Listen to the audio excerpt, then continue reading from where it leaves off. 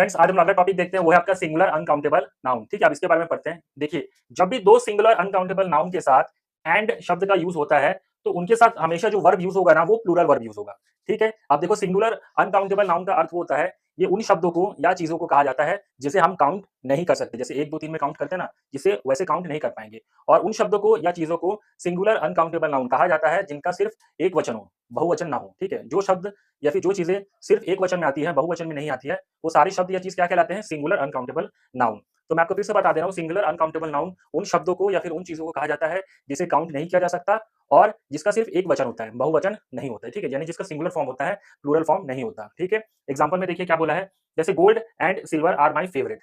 ठीक है, इससे पहले मैं आपको बता दूं, सिंगुलर अनकाउंटेबल नाउन की जो एग्जांपल है, उसमें आपके लिक्विड हुआ, जितना भी मटेरियल हुआ, लिक्विड और मटेरियल, ये सभी सिंगुलर अनकाउंटेबल नाउन की कैटेगरी में आते हैं। जैसे सोना, चांदी, तांबा, ये सब क्या है? मटेरियल है। और वाटर हुआ, ये क्या है? एक प्रकार का लिक्विड है। तो ये सभी किसमें आएंगे? ये सिंगुलर अनकाउंटेबल नाउन में, सिंगुलर अनकाउंटेबल नाउन की कैटेगरी में आएंगे।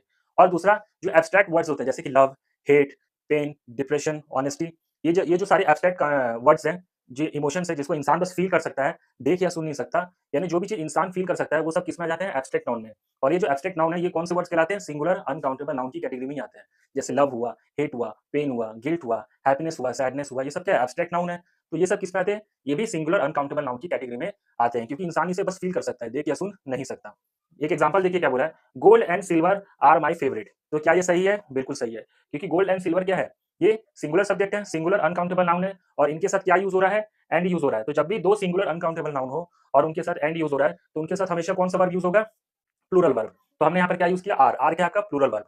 अगर gold and silver is my favourite होता तो क्या सही होता? नहीं, गलत होता। Gold and silver are my favourite, क्योंकि इज क्या है? सिंगुलर फॉर्म है। लेकिन हमें क्या चाहिए नियम के मुताबिक? प्लूरल। तो यहाँ पर हमने प्लूरल फॉर्म कौन सा यूज किया? आर यूज किया। ठीक है फ्रेंड्स, तो हमेशा याद रखना, देखिए गोल्ड एंड सिल्वर क्या है? मटेरियल है। तो इन मटेरियल कौन सी कैटेगरी में आता है? सिंगुलर अनकाउंटेबल नाउन की कैटेगरी में आता है। ऐसे कोई भी लिक्विड होगा, वो भी किसमें आएगा? सिंगुलर अनकाउंटेबल नाउन की कैटेगरी में आएगा। ऐसी किसी प्रकार का कोई इमोशन होगा, कोई एब्स्ट्रैक्ट नाउन या वर्ड होगा, वो भी सिंगुलर अनकाउंटेबल नाउन की कैटेगरी में आएगा। ठीक है फ्रेंड्स, तो इतना नोट कर लीजिए आप लोग।